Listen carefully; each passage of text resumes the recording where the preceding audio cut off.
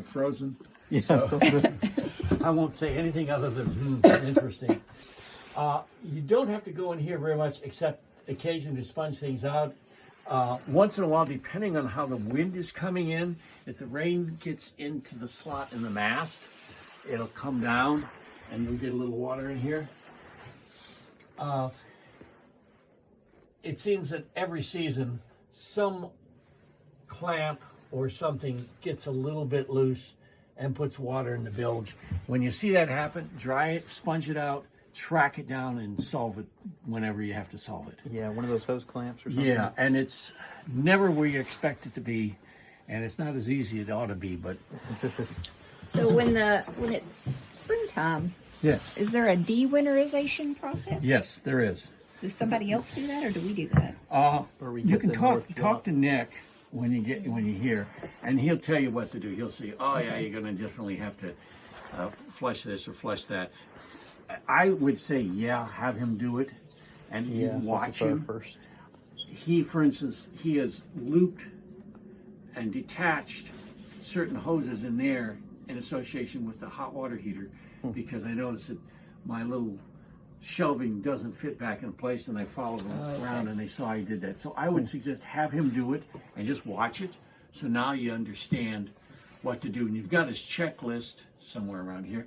And Yeah. that tells Yeah, it's you right there. Yeah, and that tells you what he did. And so if you have to winterize the boat again, you'll know pretty much how to do it. And that was Nick at North. At True North, which True is North, the big yeah. white building. Yeah, I contacted it's the- right there. Okay, I contacted the wrong one when I asked him. It was the one I was contacted was in another place. Oh, whoops. Whoops. Yeah. Okay, so let's see. Oh, Was that the anti-pirate gasoline pistol? actually, if you got water in the bilge and you want to get it out, you do that, and you put it in the. But it's also good for, for pirates. Or squirt the grandkids, that works too, you know. Let's see, anything else underneath here? Sponge, you got a sponge there. That's pretty much it. These are the connections that go up inside the mast, and I checked power all the way to all of these connections, and they seem to be fine Oh, for that. for that steaming light. steaming light. But you're going to be playing around and cursing down here. But that's. Be careful. I did that. I feel really bad. That was me. About 2 years ago, I slipped and it whacked that. Took a bite out of it. Like say saggy socks anywhere. You can just bring this back up again a little bit. Okay, next place to look is right under here. And this one was a little more stuff happening in this unit. Where did I do that? I've got my flashlight. Here it is. I've got it. All right, get your flashlight there. Together we'll get ourselves illuminated. This is, again, do you want me to go over the how to change those off again? You mean to close and open those? Oh, Yeah. no, I remember that. Okay. Yeah, you got that key All right. that it's like a valve. Exactly. Yeah. And that's located down there. The other thing to see is that there's a float switch and that pink stuff underneath the pump. Yes, I see it. Now there's the main It's right there. the with main two bilge wires. pump is here, and it's located there. Mm-hmm. The float switch for it is located back here. Okay. All right. In That's the one addition, with the two black wires. this pump here is an emergency backup pump.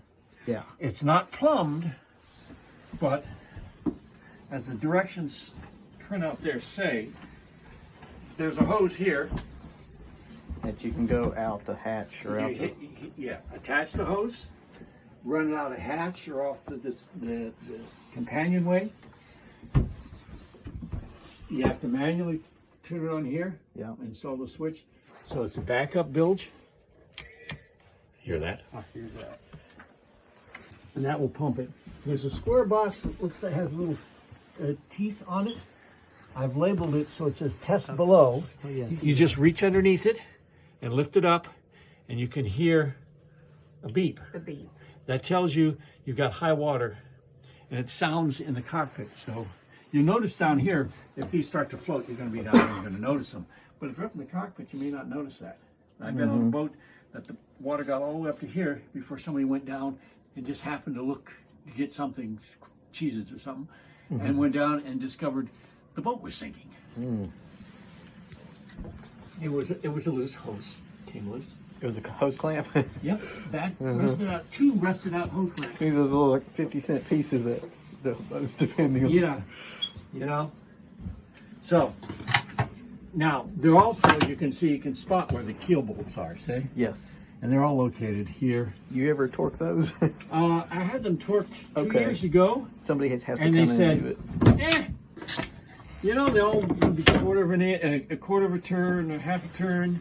I talked to Warren Pandy at Catalina. He says, yeah, usually you don't have to do it at all, but you can. And I told him how much they turn. He said, yeah, that's about right. 20 years, it's not much. Okay. So it'll be a while before we need to do that again. Yeah. Maybe. I mean, if you have a sense that you're taking on water in the bilges, or Yeah. it seems to be a wobble or something, or you hit a sandbar really hard, Right. something like that.